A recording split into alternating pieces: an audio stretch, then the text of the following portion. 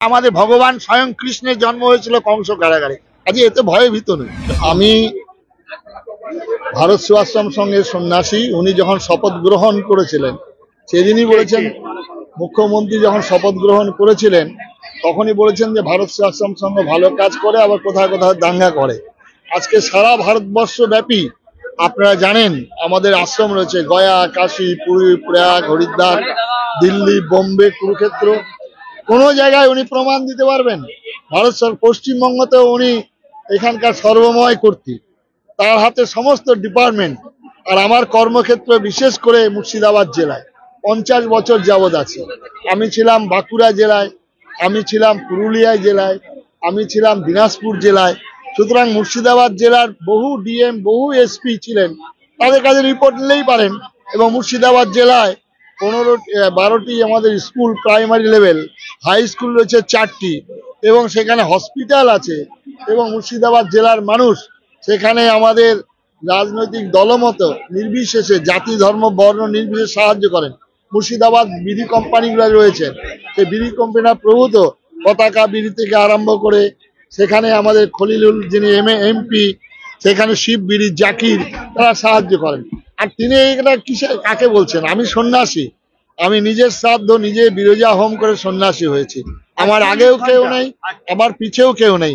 একটা CI office ছিলেন ওখানে ল্যান্ডের, এটা তুলে নিতে বলেছেন, আমাকে কিছুটা নিরাপত্তাহীনতায় ভোগাবার জন্য করছেন। আর 3 ঘন্টা লাইট অফ করে রাখা, তাই 48 ঘন্টা।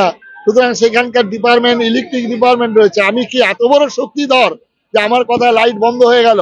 এর জন্য কার্তিক মহাজ কেন? কার্তিক মহাজ যদি দাঙ্গা করেন, কার্তিক মহাজ করবেন যেখানে হিন্দু অধ্যুষিত এলাকায়। আজ পর্যন্ত কোনো জায়গায় সনাতন হিন্দু ধর্মের মানুষ এরকম কাজ করেছেন, এরকম ঘটনা করেছেন?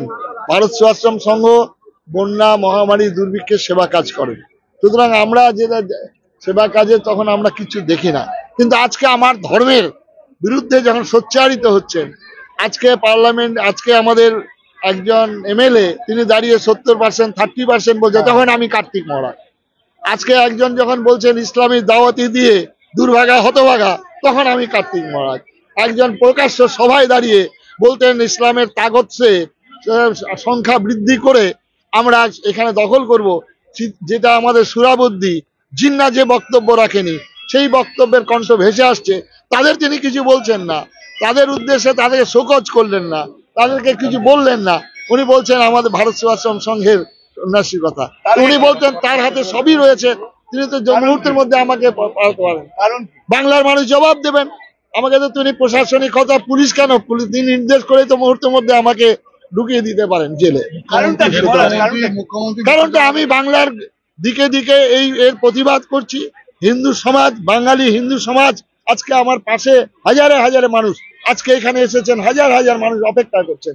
যেখানেই যাচ্ছি আমি তো করজোরে প্রার্থনা করছি, আজকে বাঙালি হিন্দুর আজকে সময় এসছে জায়গা। আমি কোনো আশঙ্কা করি না, সন্ন্যাসী। আর এটা জেনে রাখবেন যে সন্ন্যাসী আমাদের ভগবান স্বয়ং কৃষ্ণের জন্ম হয়েছিল কংস কারাগারে। আজকে এতে ভয়ে ভীত নই। নিরাপত্তায় আমি ভয় ভুগি না। সন্ন্যাসী কিসের নয়, আমরা তো সবকিছু ছেড়ে এসেছি। মুখ্যমন্ত্রী মুর্শিদাবাদ সফর কি বার্তা দেবে? মুর্শিদাবাদে এতগুলি মানুষ মারা গেলেন, লুট হলো, লুণ্ঠন হলো, হত্যা হলো, মানুষের তার কোনো প্রশ্ন যাবার। বিএসএফ অবশ্যই থাকা দরকার। বিএসএফ চলে এলে ওরা নিরাপত্তায় ভুগছেন, তাই বিএসএফ এর সঙ্গে আমাদের হাইকোর্টে মামলা করা হয়েছে। বিএসএফ এর কমান্ডারকে বলা হয়েছে, এবং বিএসএফ যদি স্বাধীনতা যদি না থাকে, যখন যেদিন ধুলিয়ানে হত্যাকাণ্ড হচ্ছে, লুট হচ্ছে, তখনও পর্যন্ত বিএসএফ থানার মধ্যে আবদ্ধ ছিল। 5,000 টাকা করে দিয়ে এই কাজটা করিয়েছেন।